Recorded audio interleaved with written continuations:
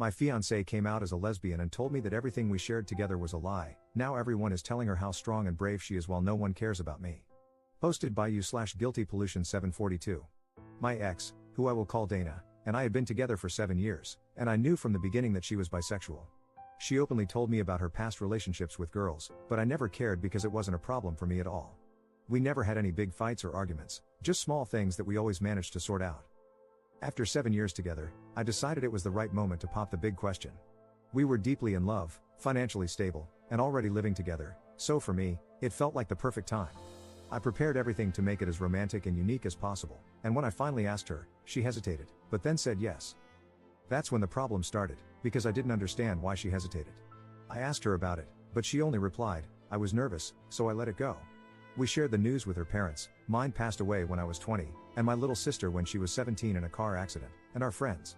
But even then, something felt off. Her parents were faking their happiness, and I couldn't understand why, while our friends were genuinely excited and already giving us wedding ideas. 4 months passed, and we were actively planning our wedding when the day came. I came home from work to find her waiting with her bags packed. When I asked her what was going on, she told me, "Listen, I know this is going to be hard for you, but I'm not bi, I'm a lesbian. My parents have known for 2 years, which is why they weren't happy and were faking it. Please, I beg you, don't make this difficult, just let me go. Don't cry, don't beg, and don't scream. Let's just handle this like adults." Then she drove away. I stood there in shock for about an hour, unable to believe what had just happened. We went from planning our wedding to Dana suddenly coming out in a way that made her seem heartless and cold, like someone I no longer recognized. The worst part came after. 3 months have passed since that day. I canceled the wedding, and literally no one has texted or called to check on me, to ask how I was doing, if I was okay, or if I needed anything. Not her parents, not her, she blocked me that day, and not even our friends. No one gives a damn about me at all. In these 3 months, I've been hospitalized 3 times due to extreme weight loss and insomnia. I just work and go home, nothing else. Meanwhile, everyone is praising her for coming out, celebrating how brave she is for finally realizing she's a lesbian, and admiring her courage in embracing her true identity after years of struggling. At this point, I can't even be angry. I'm just in complete disbelief over how fast everything happened and how no one seems to care about me because her coming out is apparently more important than her ex. You know what? Screw them all. They've shown me their true colors, and screw my ex too. Edit. Honestly, I wasn't expecting all this support because I couldn't even imagine someone actually reading this. Believe me, I want to trust you and believe that all these kind comments are true, but right now, I can't. I just saw everyone who was supposed to love and care about me ignoring me and ghosting me, so I lost hope in people, especially strangers on the internet. I hope to come back here in a few months, read this all again, and believe you, but right now, I can't. You all seem like good people and sincere, but believe me, no matter how much I want to trust you, I simply can't right now. Still, I want to thank you all anyway. I'm not okay. The 3 times I was hospitalized, I tried to unalive myself, but I'm not even good at doing that. For 3 months, I kept thinking over and over again, was I the problem? What could I have done better? What did I do wrong? But nothing changes. So here I am, in the middle of effing nowhere, sitting on a sidewalk like a homeless person, reading strangers' comments on a post that I don't even know why I posted. Again, thank you all. Update 2 days later. So here we go again, but this time it's more painful and shocking at the same time because a lot has happened today and last night. Like some of you folks said, somehow one of my ex-friends saw my post on TikTok, and the absolute mess started, and it's still going on right now. This ex-friend, I'll call him Paul, reached out to me and basically told me that he saw the post and knew it was me because I used my ex's real name, Dana. He was shocked to learn what really happened because apparently, Dana had told my ex-friends that she came out to me as a lesbian and that I tried to lay hands on her and threatened her. She also told them not to contact me again. They all believed her, but when they saw my post, they started pressuring her to confirm whether I was telling the truth or not, and she admitted to lying. Since Paul's text, I've received a ton of messages and calls from everyone asking how I am, if I'm okay, apologizing for believing Dana without reaching out to me first, and offering their so-called apologies. But then there's the real issue, Dana. She texted me, asking for forgiveness, saying she was sorry for how badly she treated me, and admitting that she made everything up because she was afraid of losing friends. And unfortunately, that's not all, because I also got a text from her girlfriend, Mary. She basically told me that she was sorry for Dana's behavior and for what she did, and here comes the issue. She has known Dana for a year, yet Dana never told her about me and always referred to me as just a roommate. So now, she's thinking about leaving Dana. Now comes my part. I made a new group chat, including all of them, even Dana and Mary, and told them that I'm not changing my mind about forgiving them. I also mentioned that I was considering suing Dana, partially true, since I'm still unsure, and I called out my ex-friends, saying that if they were decent humans, they would have either texted me to ask if I was out of my mind for allegedly laying hands on Dana or at least insulted me via text, if they really cared about me. Then, I added some personal things about Dana and blocked them all. But my blocking method isn't working because they keep harassing me with texts and calls from other numbers and even getting other people to call and text me. Crazy stuff is happening, and I still can't believe this whole mess. It feels like a nightmare I need to wake up from, but unfortunately, it's all real. The other thing is that I finally saw a therapist today, and I don't like to admit it, but I cried a lot. According to her, I never really worked through my parents' and sisters' deaths, and now this situation with my ex has made me explode emotionally. So, it's going to be a very long journey, and I hope to reach a better place. I've had the therapist's number sitting on my kitchen table for a while, but I never called, until now. Hopefully, this will help. That's all for now. I hope my next update won't come as quickly as this one but instead when I'm feeling better. So again, thank you all, and hopefully, I'll update you in better times. Relevant comments. Commenter. Normal people, break up with their partner, tell everyone about it and why, then move on. Dana, ghosts her boyfriend and lies just because she was scared. Honestly, I would definitely sue for defamation, man. You have the evidence, and I don't think it could go wrong. What do her parents think? Ops response. I forgot to write this little part, but the quick summary is that I never had a good relationship with them, so we never got along well because they always said I wasn't the right guy for their daughter. I never cared about them, but this time they asked me to think wisely and not to sue Dana because she was afraid, and they even justified her actions. That's all, and in fact, I wasn't surprised by their reaction to the news of marrying her. Second update 1 month later. A month has passed since my first post, and here I am again.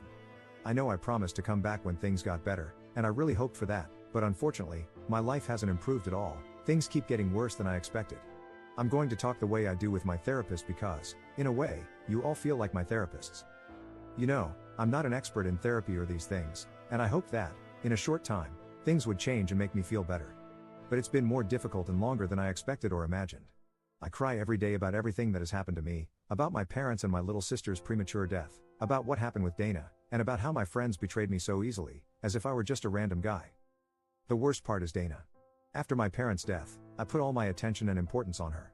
She was my promise of having a new family, of starting fresh, of being part of a family again. All these years, I did my best to make her feel loved, happy, and cared for. What might not come across from my previous posts is how much I loved her and how deeply I cared for her because Dana was the only person in this world who knew me 100%. She was truly my soft spot. After retiring from the army, she was the one who saw the real me after years of risking my life. I still have some trauma, but I'm working on that too. And then I met Dana, and it was love at first sight. So yeah, call me naive for still believing in fairy tales, but I really thought she was the one for me, the person who could finally give me my dream of having the family I lost. The hardest and most painful thing this past month was finally changing my number and starting over. I thought about calling her, texting her, or even seeing her again so many times because, despite everything, I still, somehow, care about her and love her. But then I remember how poorly and cruelly she treated me, and I changed my mind. Still, her presence lingers in my thoughts. I miss the little things we used to do together. I miss Dana being messy and a little goofy around me and in my house. I miss her touch. Coming home from work and just seeing her made all my stress and bad emotions disappear in an instant. But aside from all that, a few good things happened this month. I got the promotion I had been working so hard for, even if it came at the worst moment of my life. My boss gave me 3 weeks of forced vacation because he's worried about my mental health and how I've been working day and night without doing anything else. My therapist also told me to take a few weeks off to clarify my thoughts. I'm also looking for another house near my work because my current home isn't a positive environment, in my therapist's words, and because I need a drastic change. So that's where things stand. Unfortunately, I still have suicidal thoughts, but I'm working on it, even though I know it will take time. That's everything. I don't think I'll post anything else from now on because, fortunately, I don't have much else to say about my situation, other than thank you all for your support and private messages. So, thank you, everyone. Hopefully, this period of my life will pass without causing too much damage. Edit. My ex-friends never contacted me again, and neither did Dana, so I have no idea what's going on with them. And honestly, I don't care. Third update 2 weeks later. Hello, people. Don't worry, I'm still alive. According to my therapist, I can use this little place to vent about my thoughts, the things that happened to me, and updates about my life, so here I am. I'm not very good with Reddit, so I hope I'm doing things the right way. Like I said in the title, yesterday I had a strange meeting with Mary, and it turned out better than I expected. I was at a bar in my city, waiting in line to order when Mary recognized me, and we started talking. I offered her a cup of coffee, and we chatted a bit about our lives, how things are going, and all that stuff. I must admit she seems like a sweet and kind girl. She immediately asked me if I was mad at her for what happened with Dana, but I assured her that she wasn't the problem at all because she didn't know about me as Dana's ex-boyfriend. Mary said I seemed much better now compared to almost 2 months ago, and she was happy for me. According to Mary, the day I made the group and blocked them all, she and Dana argued a lot and eventually broke up. She told me again that she was extremely sorry for how everything happened and that if she had known earlier, she would never have dated Dana because she has certain values. We chatted for about 2 hours and got to know each other better. Afterward, we exchanged numbers, and she told me that if I ever needed to talk, vent, or just rant about something, she would be there for me. I really appreciated that, and then I headed home. It was honestly a nice meeting, and I wouldn't have bet a cent on it, but it's nice to be wrong sometimes. Aside from that, my life seems to be returning to normal over the past few days. I haven't had suicidal thoughts in 2 weeks, which is a great achievement for me, and my mental health is finally improving. In 3 days, I'll be in Japan for a 3-week vacation, and I hope to continue progressing with my mental health, so we'll see. That's all. I never told anyone my name before, but I'm Clark. Peace, and thank you all for your DMs. I'm starting to believe in and appreciate your support. 4th update 8 months 2 weeks later. Hey people, it's still me, Clark. I know that I disappeared for months, but something big happened that made me think a lot about what to do, how to react to this, and all that stuff. First of all, I don't see my therapist anymore, and I thanked her for what she did for me because she really helped me. And now, the big news, unfortunately, isn't good news. I have cancer. To be completely honest, I should have noticed it earlier because many things were off, but I always blamed stress, what was happening, my personal issues, and all that stuff. But unfortunately, it wasn't stress. Now, before anyone says it, yes, I'm sure it's cancer. I had 3 different tests in 3 different hospitals, and they all came back the same. But you know what? It's fine. It's one of those curable cancers, but here's the thing that kept me thinking a lot. I made a promise on my family's grave, and I have every intention of keeping it. No matter how insane or nonsensical it may seem to you, to me, it makes a lot of sense. So, the thing is this, I'm not going to cure it. I'm just happy to have lived my life. I had incredible ups and incredible downs, but it's okay. It's life. No one ever told me that life was easy or a fairy tale, and we have to accept it and endure it to live our lives as we want. I tried to do that, and between the ups and downs, I'm happy with my life. I met incredible people, I saw how strangers on the internet can really help you. I mean you guys on Reddit, I had my dream job, I had my dog, and I traveled a lot. But everything comes to an end, as it should. I wasn't expecting to have such a short life to live, but it's okay. I take things as they are. So, just this, I made a promise on my family's grave that I will reach them, and I'm going to keep my promise. So, folks of Reddit, you made a stranger's life a bit better, and I will always and forever keep you all in my mind and my heart. I wouldn't have bet a cent on it, sincerely, but it's awesome to be wrong in these cases. So, thank you all.